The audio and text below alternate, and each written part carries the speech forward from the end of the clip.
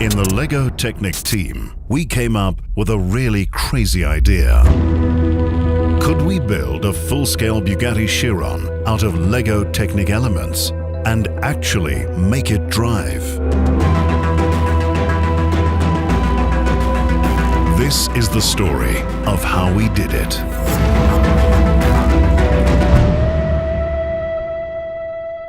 It's one thing to get an idea. It's something else to actually make it happen. But our goal was to prove that with Lego Technic, you can really build for real. So, our first rule was that at least 90% of our car had to be built from Lego Technic elements.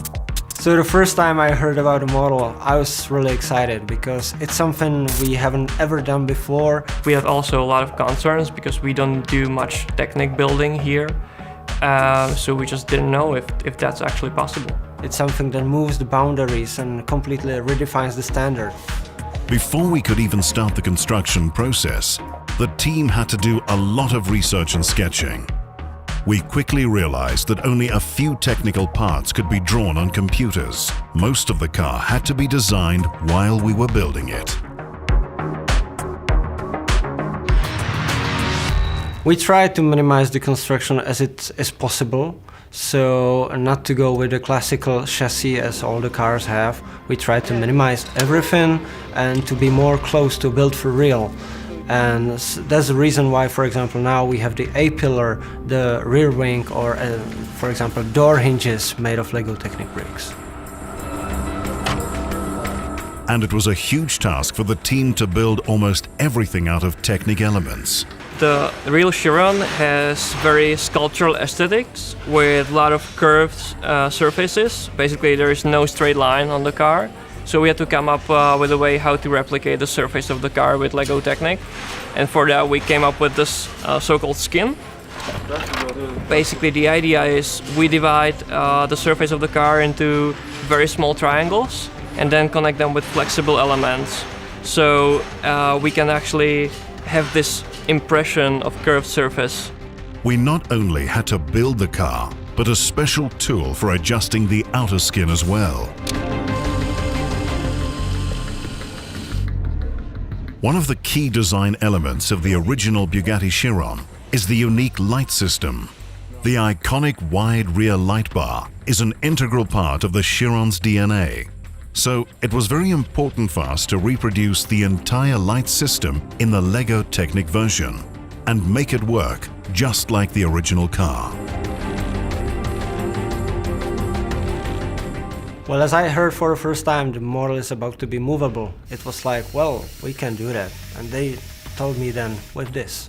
So I was like, okay, we gotta work on it and come up with something. So we started testing.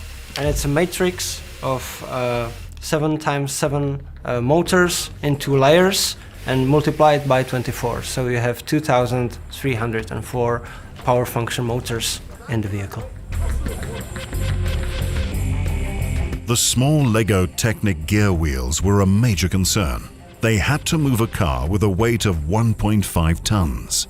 We started by testing other materials like metal, Kevlar and carbon fiber. Well, it was kind of interesting for me that the Lego Technic gears were better than the Kevlar ones or the carbon fiber 3D printed gears. A major technical challenge on this Lego Technic version of the Bugatti Chiron was the large rear wing, especially when we decided to make it fully functional and powered by Lego Technic power function and pneumatic systems. This was a true build-for-real project, and all details had to be perfect. Altogether, the team spent more than 13,000 man-hours constructing the car and used more than 1 million Lego Technic elements. Every single element was assembled by hand, completely without glue.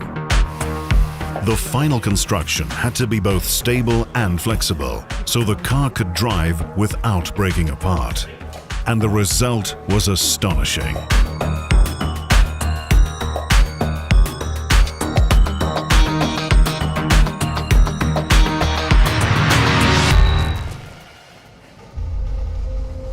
It was time to leave the workshop and head to the ultimate test track at Ihre-Lassin, outside Wolfsburg in Germany.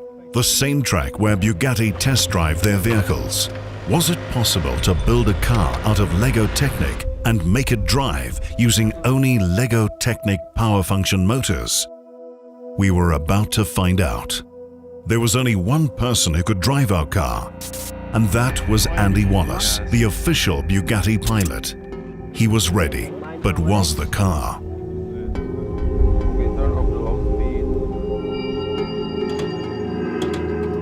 It could drive, but only a few meters. Something was wrong.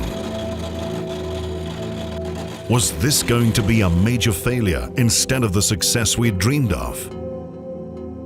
The team had to quickly identify the problem and fix it. We disassembled the hood to gain access to the motor unit. The problem lay with a heavy metal chain in the center of the engine block, not with any Lego Technic elements or motors. The update is that we have opened the car and saw the engine, and we adjusted the chain, and we made some adjustments also regarding the position of the shafts. So right now it's kind of more flexed, so it should work. Everyone was ready, and so was the car.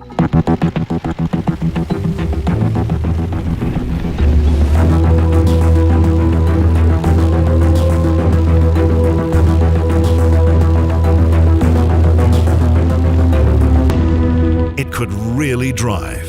It was an incredible moment. The car drove faster and faster and continued down the track.